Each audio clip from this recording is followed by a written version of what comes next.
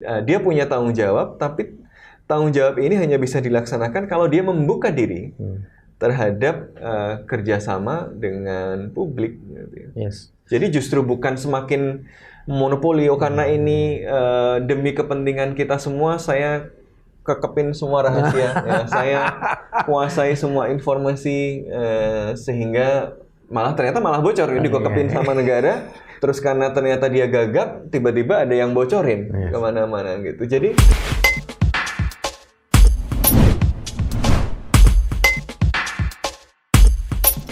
Bismillahirrahmanirrahim. Assalamualaikum warahmatullahi wabarakatuh. Teman-teman, jumpa lagi di channel ini, channel yang ingin terus-menerus menjaga kewarasan, meningkatkan, memperluas, dan terus membangun kesadaran kewarasan itu. Dan punggawa kewarasannya hari ini Mas Sofwan. Apa kabar, Mas? alhamdulillah baik. Alhamdulillah. Semoga masih waras juga. Karena kewarasan menjadi penting, Mas, di tengah situasi yang sangat menekan dan luar biasa sekali. Diskusi kita masih di seputar debat, tapi tidak hanya materi debat. Debat terakhir itu kan isunya soal pertahanan dan luar negeri, ya, hubungan luar negeri. Ya, ada 6 topik ya. Ya, ada Hubungan 6 topik itu, hubungan diplomasi, internasional, geopolitik, macam-macam seperti itu. pertahanan, keamanan. Ya. Nah, saya sebenarnya tertarik dengan isu yang dikemukakan oleh sebagian calon, tapi kurang dielaborasi lebih dalam itu, terutama yang berkaitan dengan soft power diplomasi itu, Mas. Karena selama ini kan perbincangan soal pertahanan itu kelihatannya kita hanya melihat soal infrastruktur pertahanan, kan, postur anggaran pertahanan. Padahal kemarin ada salah satu calon tuh yang mencoba menarik, ada kekuatan-kekuatan yang bisa dipakai sebagai instrumen untuk meningkatkan kemampuan resilience daya tahan kita juga sebagai dalam sistem pertahanan itu. Nah, itu misalnya disebutkan, kalau saya pergi ke suatu tempat, saya akan bawa rombongan, dan rombongan itu ada rombongan kebudayaan. Dalam rombongan kebudayaan itu akan ada macam-macam di situ, kita akan menunjukkan itu. Jadi ibaratnya nih kita nanti tidak ingin membangun K-pop tapi E-pop, Indonesian pop.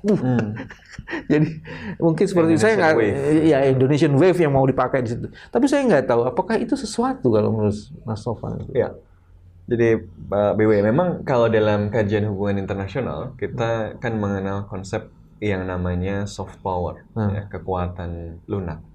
Jadi kekuatan itu apa sih? Kekuatan adalah kemampuan, atau power adalah kemampuan untuk membuat aktor yang lain melakukan apa yang kita inginkan.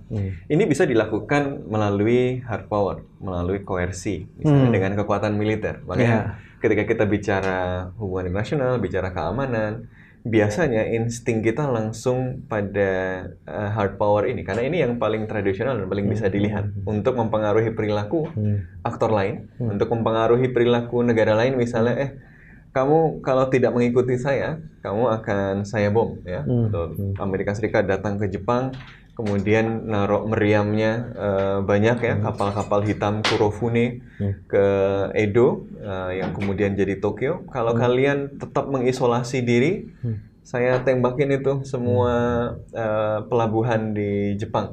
Akhirnya dibuka. Jadi itu hard power, pakai koersi, pakai kekuatan militer. Tapi itu cara paling jelas untuk mempengaruhi perilaku orang, kan.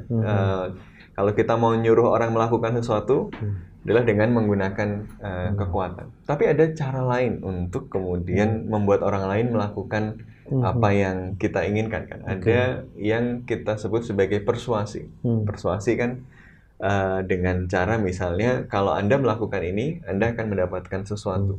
Kalau Anda melakukan ini, kita akan mendapatkan manfaat, ya. Nah, ini persuasi. Tapi persuasi juga butuh sesuatu yang terlihat. Kalau tadi koersi itu sticknya, kalau persuasi adalah carrotnya. Tapi ada cara lagi yang lebih tidak terlihat, yang lebih subtle, yang justru semakin penting kita miliki di dunia yang semakin kompleks seperti hari ini, yaitu apa yang disebut sebagai soft power. Jadi kekuatan untuk membuat orang lain melakukan apa yang kita inginkan, untuk mereka mengubah preferensi awal mereka dengan cara mereka menginginkan sendiri apa yang kita ingin mereka lakukan.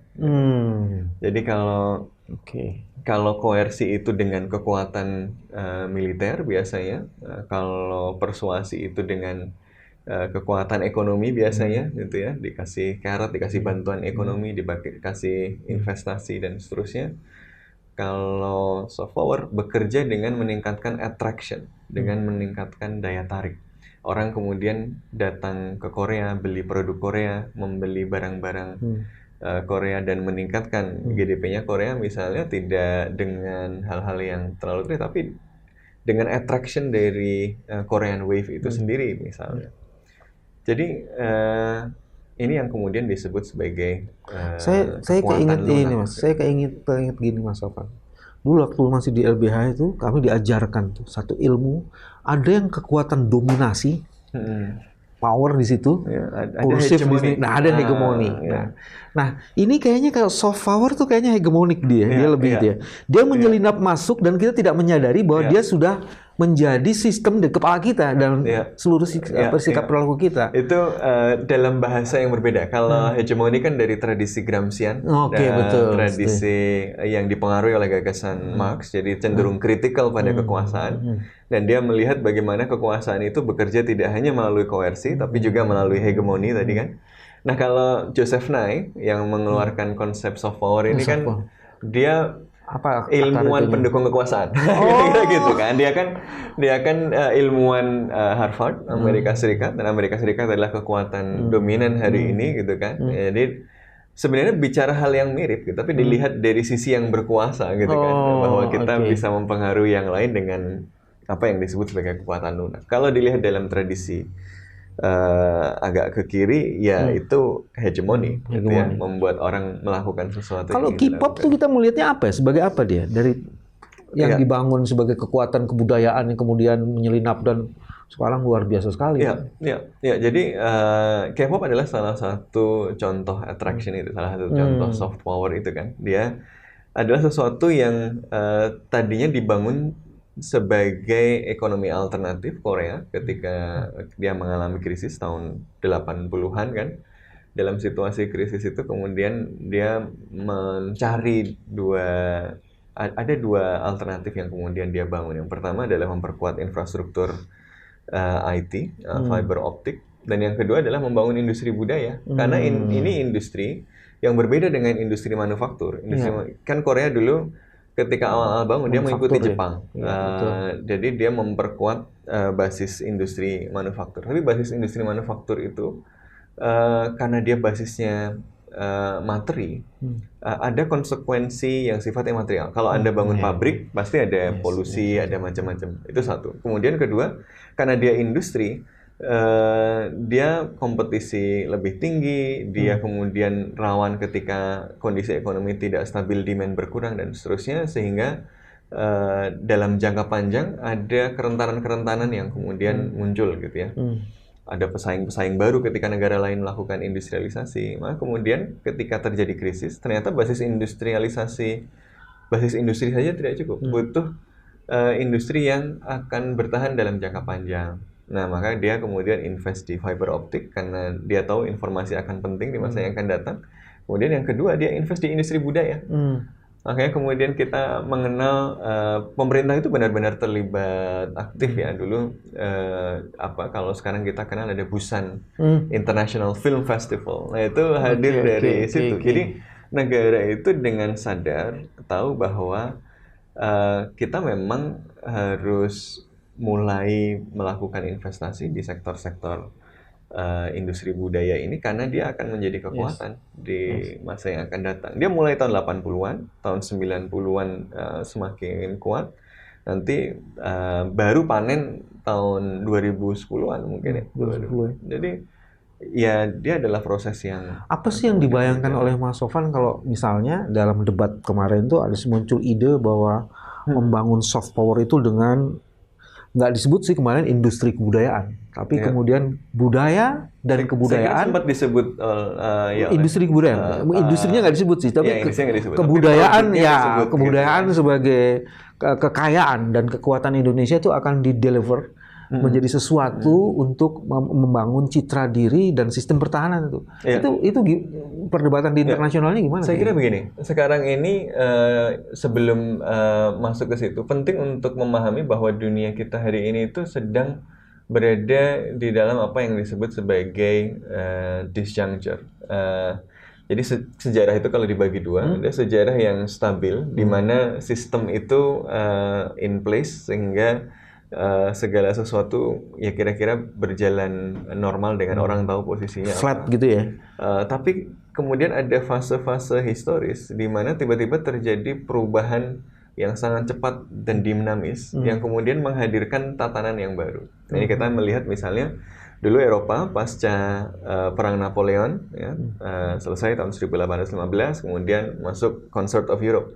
Selama Concert of Europe tersebut, Eropa stabil, masuk ke dalam periode long peace. Di situ kemudian muncul zaman keemasan globalisasi yang pertama, muncul zaman perdagangan bebas yang pertama, yang kemudian berakhir ketika Concert of Europe selesai. Jadi tahun awal abad 20, akhir abad 19, stabilitas yang muncul karena Concert of Europe itu hilang karena Utsmani melemah, Austro-Hungaria melemah, kemudian muncul pemberontakan di wilayah Balkan yang kemudian memunculkan Perang Dunia Pertama kan.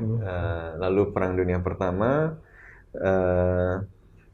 mau ditata ulang nggak bisa karena kekuatan-kekuatan yang kemudian mencoba membangun tatanan baru belum ketemu, makanya cuma sebentar interwar period, standar emas coba didorong lagi nggak berhasil dan seterusnya sampai akhirnya terjadi Perang Dunia Kedua. Tapi setelah Perang Dunia Kedua kemudian ada PBB, ada Bretton Woods, itu kan relatif stabil terus gitu ya.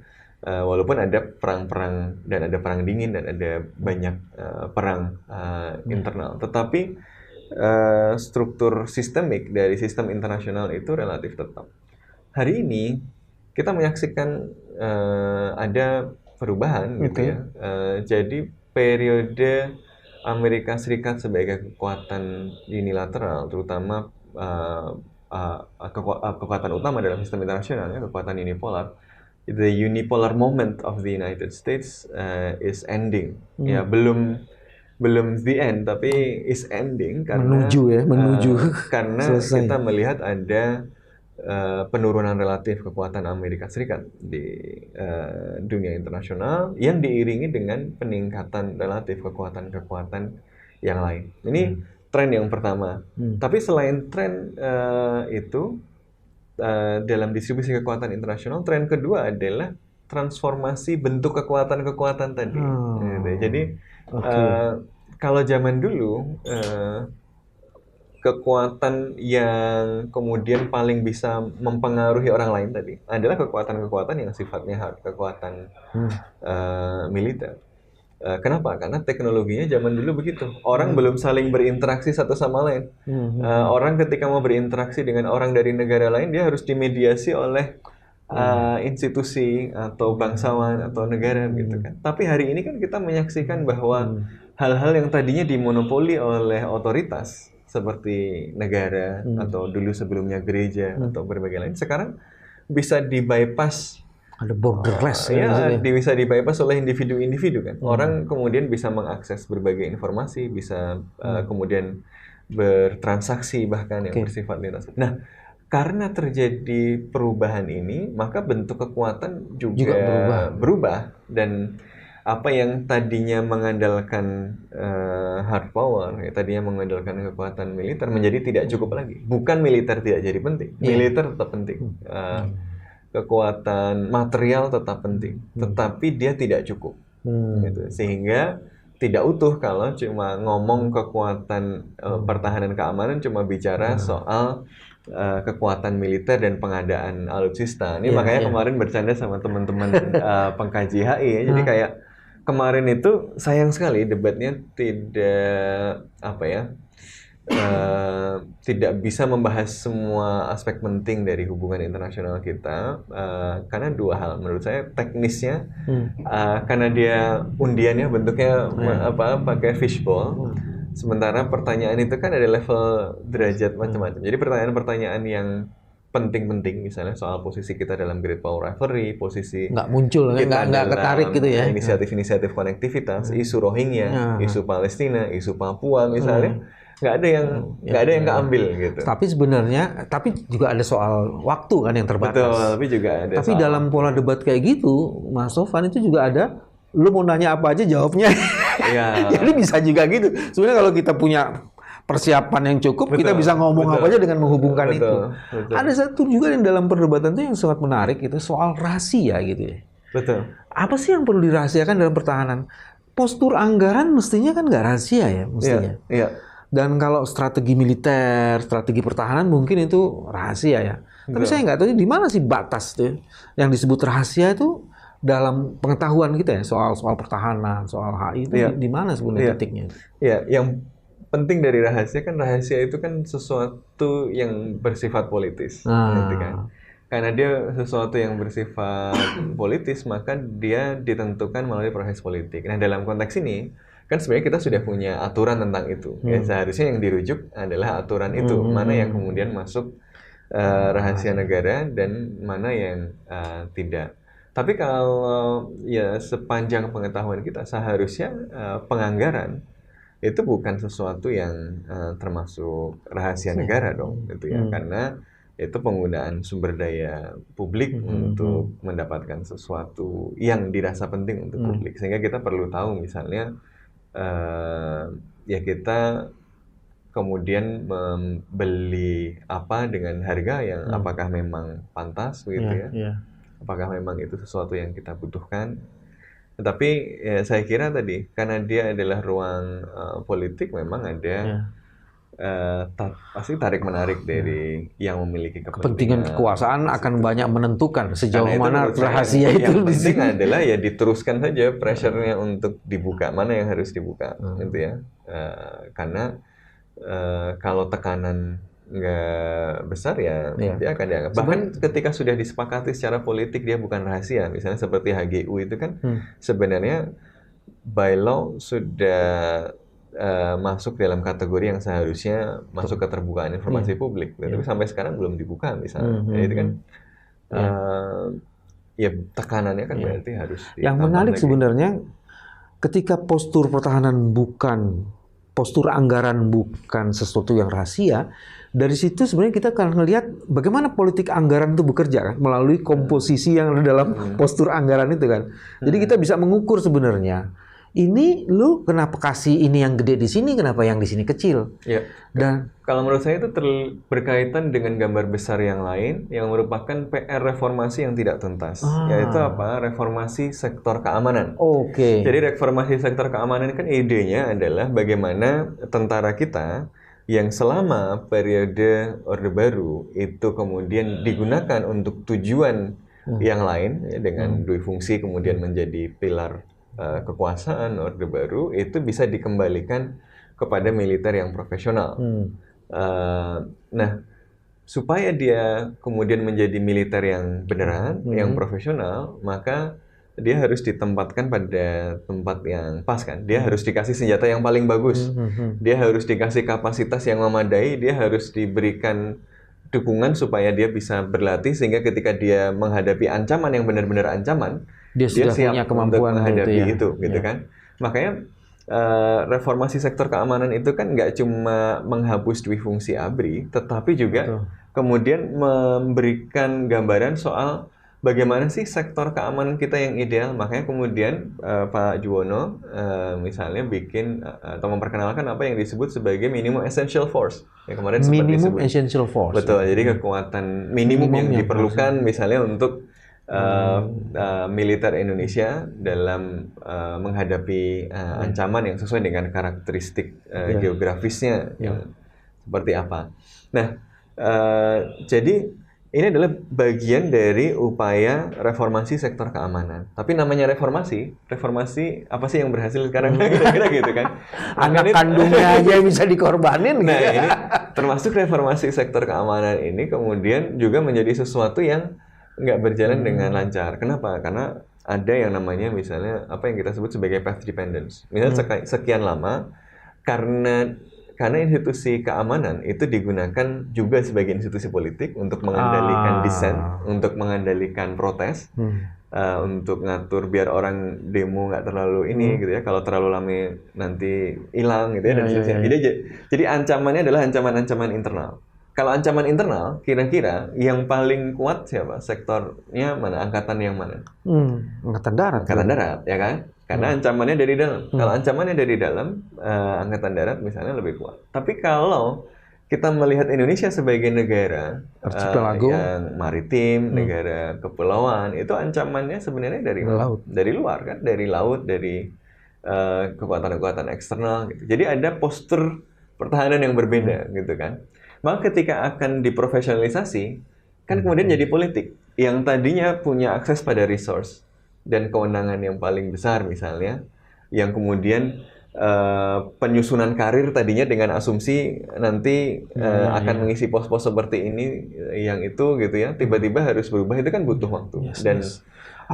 Apalagi ini Mas Sofwan, ketika kita merumuskan ancaman, kan postur pertahanan ini kan tergantung dari paradigma kita mengenai ancaman kan ya.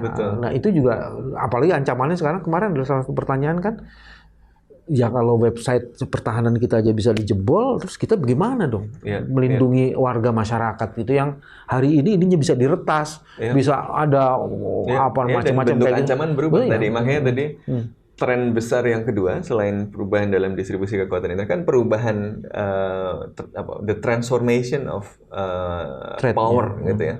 Jadi power itu muncul dalam bentuk yang lebih beraneka rupa. Ya, dia tidak hanya muncul dalam bentuk militer, dan karena dia tidak hanya muncul dalam bentuk militer, maka referen objeknya juga jadi beragam. Dia tidak lagi hanya mengancam teritori dan mengancam negara, tapi sampai mengancam individu, mengancam rumah. Maka security itu sekarang nggak boleh cuma diserahkan pada tentara gitu ya. Karena dia kemudian menjadi urusan kita semua, gitu ya.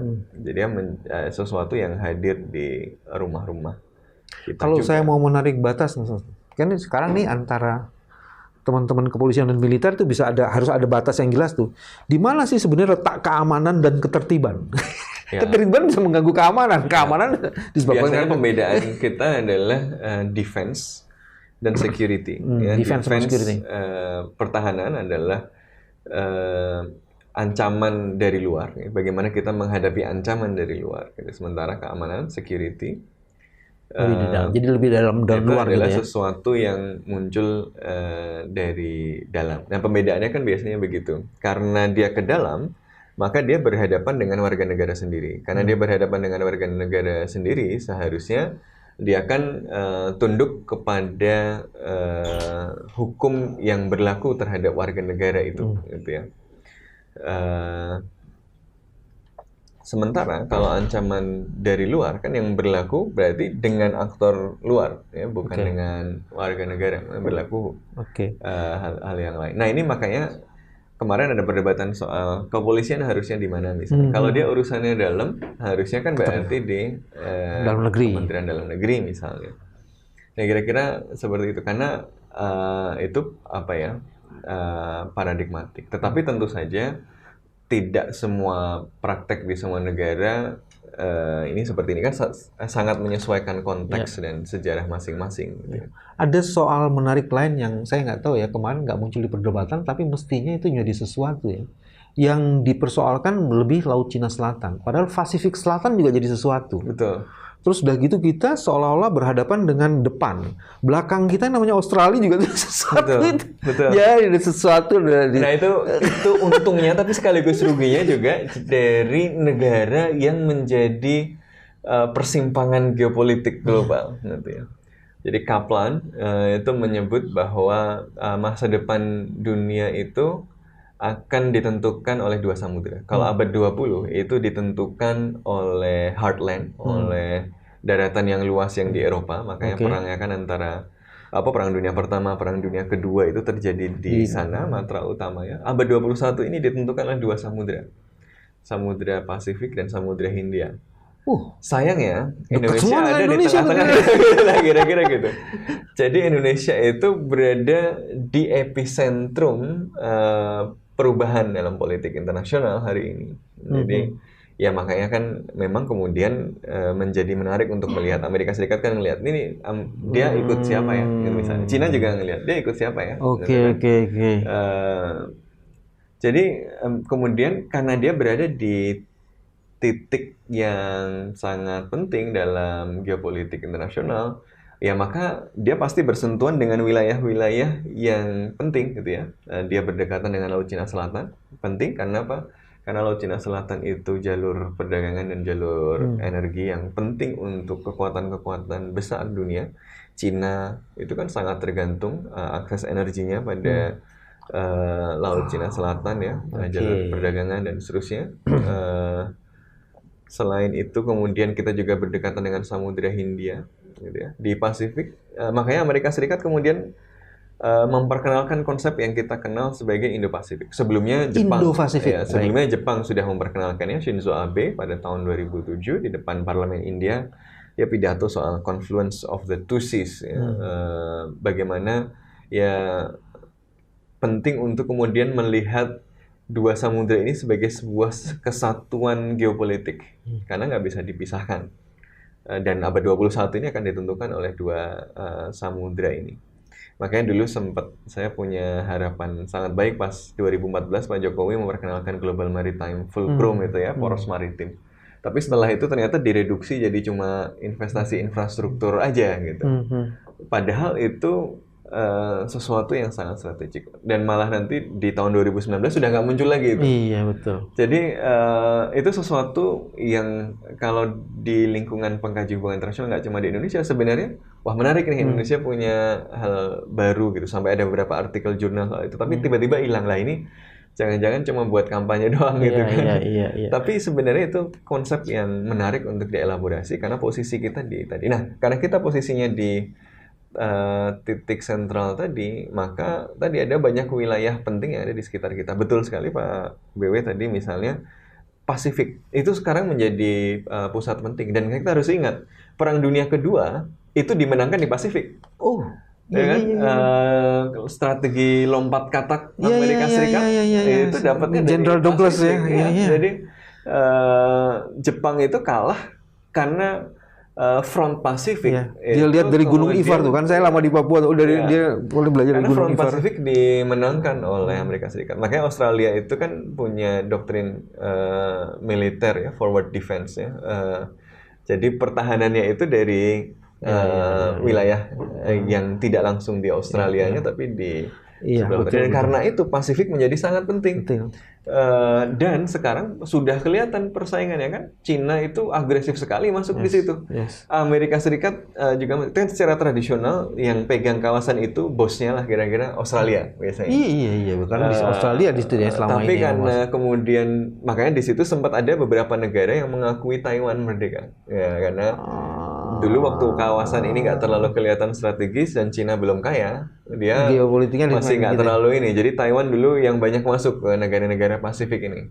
Terus baru saja beberapa negara Pasifik ini kemudian nggak jadi mengakui Taiwan. Jadi dia karena Cina kemudian masuk. Brothernya udah masuk, brothernya. Nah, Big Brother-nya sudah masuk dengan bantuan yang lebih besar dan seterusnya. Ada isu lain Mas Sofwan yang menarik. Disebut dengan matra cyber. Tapi saya agak ini ya, karena ancaman itu kan sekarang bukan dia tidak hanya menyerang negara, tapi menyerang pertahanan individu kan. Betul. Jadi bagi saya itu ada perdebatan, ada diskusi itu ya. Saya nggak tahu dari pandangannya Mas Sofwan itu seberapa penting matra cyber itu. Karena sekarang misalnya kita aja diretas gitu. Dan yang namanya judi online, seks online, pinjol, kalau itu mau dilihat sebagai ancaman, dan itu bisa direkayasa dari luar semuanya, masuk situ. Di mana kita harus meletakkan gagasan itu ya?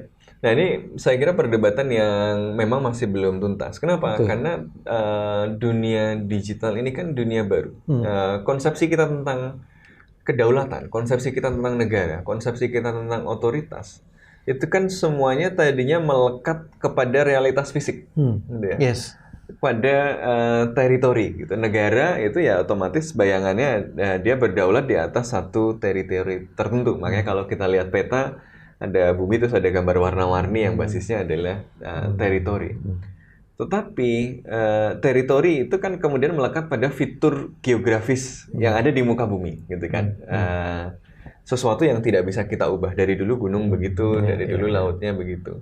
Ini kan berbeda sekali dengan ruang interaksi baru yang muncul karena perkembangan teknologi ini, yang kemudian tidak diikat oleh realitas fisik dan realitas geografis, gitu ya. Jadi kita bisa berinteraksi tiba-tiba sama orang dari mana gitu ya, walaupun secara ruang fisik itu terbatas dan berjarak, tetapi kemudian dengan teknologi informasi yang baru itu jadi hilang. Dan ini kemudian memunculkan perceraian antara realitas fisik dengan realitas sosial. Jadi ada realitas sosial baru yang dia tidak melekat kepada ruang fisik. Karena ini adalah ruang baru, ruang interaksi sosialnya ada, tapi ruang fisiknya nggak ada. Kita tidak punya konsensus tentang bagaimana mengelolanya. Makanya kan berdebat sekarang soal apakah negara punya kedaulatan atas ruang digital. Apakah yang berdaulat itu negara juga, gitu ya? Atau apakah individu-individu yang kemudian punya hak di situ. Jadi ada yang disebut sebagai ruang hampa tata kelola, ya, governance gap, governance vacuum di dalam ruang digital ini, dan ini kemudian memunculkan PR yang luar biasa kan. Ada negara-negara yang karena dia memiliki teknologi yang lebih canggih gitu ya, dia menginginkan negara nggak usah ikut campur dong. Kenapa? Karena dengan begitu dia bisa expand dan seterusnya dengan relatif mudah tanpa di-constrain oleh apa yang dilakukan negara. Tapi ada negara-negara yang merasa kalau saya tidak pagerin ini, sistem pertahanan bisa jebol juga, bisa melindungi warga saya dan seterusnya. Makanya kemudian, tapi di sisi lain ada concern juga kalau negara kemudian memiliki kedaulatan, nanti kebebasan individu terancam karena kemudian negara akan mengatur bagaimana dengan contoh ini, itu, Mas Sofan? Karena perang di Rusia Ukraina itu katanya seminggu 2 minggu sebelum terjadi peperangan fisik gitu, hampir seluruh sistem digital yang ada di Ukraina itu dilumpuhkan atau dilumpuhkan yang paling benar. Jadi dan itu membuat sistem ketahanan itu jadi rentan sehingga kemudian kita dimasuki orang tidak lagi bisa komunikasi di antara mereka di situ. Begitupun dengan state institutionnya gitu loh. Jadi itu jadi penting banget itu kalau ngomong cyber dalam konteks nasional. Ya, dalam konteks ini kemudian saya kira memang menjadi isu penting bahwa kita memiliki antisipasi dan memiliki kapasitas untuk menghadapi berbagai ancaman. Tapi yang harus diingat saya kira poinnya adalah bahwa ini negara itu adalah institusi kuno. Negara itu adalah institusi yang hadir karena pengalaman historis tertentu, gitu ya. Negara bangsa modern itu kan kalau kita lihat sejarahnya hadir dari konflik-konflik di Eropa yang kemudian diselesaikan dengan cara daripada konfliknya terjadi karena ada tumpang tindih otoritas. Dulu loyalitas nggak jelas ke gereja atau ke pangeran atau ke raja, karena kemudian ada tumpang tindih otoritas ini perang terus nggak selesai. Jadi biar perangnya selesai gimana? Kita buat kesepakatan aja di dalam satu wilayah tertentu yang berdaulat satu otoritas yaitu negara, gitu ya. Maka kita kemudian mengenal konsepsi negara bangsa modern, negara bangsa yang negara itu berdaulat pada satu ruang teritori tertentu. Dan sekarang kemudian setelah Perang Dunia Kedua, kemudian bangsa-bangsa terjajah itu kemudian merebut konsep kedaulatan itu untuk ngomong yang berdaulat nggak cuma kalian dong, saya juga harus punya kedaulatan, gitu. Kalian harus ngasih kita kedaulatan juga, bukan kita harus merebut kedaulatan itu dari wave of struggling itu ya. Nah, tapi karena dia institusi yang lama, karena dia institusi yang istilahnya, yang lahir dari pengalaman historis tertentu, ketika pengalaman historisnya berubah, dia kan pasti gagap. Jadi dia menyelesaikan satu masalah yang sifatnya historically contingent, melekat kepada kondisi historis tertentu. Ketika kondisi historisnya berubah, maka dia pasti tergagap-gagap. Nggak ada negara yang, bahkan Amerika Serikat pun gitu ya, yang bisa mengikuti perkembangan teknologi dan perkembangan dunia digital dengan sempurna gitu ya. Kenapa? Karena teknologinya berkembang lebih cepat, terus. Karena masyarakatnya berkembang lebih cepat melalui teknologi itu gitu. Jadi betul bahwa negara punya tanggung jawab melindungi warga negara, betul bahwa negara harus membangun kapasitas untuk menghadapi berbagai ancaman cyber, tapi itu adalah hal yang mustahil dilakukan kalau negara kemudian memonopoli otoritas untuk itu. Di situ ya. Dia hanya bisa melindungi warganya kalau dia kemudian mau melibatkan warganya, yang warganya ini pasti lebih dinamis gitu. Orang-orang yang, ya mohon maaf nih, orang-orang yang mungkin karena struktur birokrasi negara, nanti kalau pejabat untuk ngurusin ini kan harus ada eselon tertentu. Misalnya eselon tertentu usianya udah berapa? Usia berapa? Pakai TikTok aja mungkin nggak bisa gitu kan, dan seterusnya gitu. Sementara ancamannya berubah dengan sangat cepat gitu. Jadi birokrasi negara yang lahir dari pengalaman historis yang sudah lewat gitu ya, maka birokrasinya pasti akan lambat dan pasti akan gagap menghadapi perkembangan dunia digital itu, sehingga dia punya tanggung jawab, tapi tanggung jawab ini hanya bisa dilaksanakan kalau dia membuka diri terhadap kerjasama dengan publik. Gitu. Jadi justru bukan semakin monopoli, karena ini demi kepentingan kita semua, saya kekepin semua rahasia, saya kuasai semua informasi, sehingga ternyata malah bocor, dikokepin sama negara. Terus karena ternyata dia gagap, tiba-tiba ada yang bocorin kemana-mana gitu. Jadi malah gagal gitu. Dia hanya bisa berhasil kalau dia kemudian membangun kepercayaan dengan publik, membangun konsensus dengan publik, dan bersama-sama dengan publik itu membangun ekosistem digital yang sehat dan melindungi setiap rakyat. Gitu. Kewarasan kita sangat ditentukan dari kemauan dan kemampuan kita, serta cara kita membuka diri untuk menyelesaikan masalah. Sekarang era digital, Anda nggak bisa memonopoli negara. Negara tidak bisa memonopoli. Itu sebabnya keterlibatan sipil melalui meaningful participation dalam dunia digital menjadi penting. Inilah kewarasan. Terima kasih, sampai ketemu lagi. Assalamualaikum warahmatullahi wabarakatuh. Waalaikumsalam.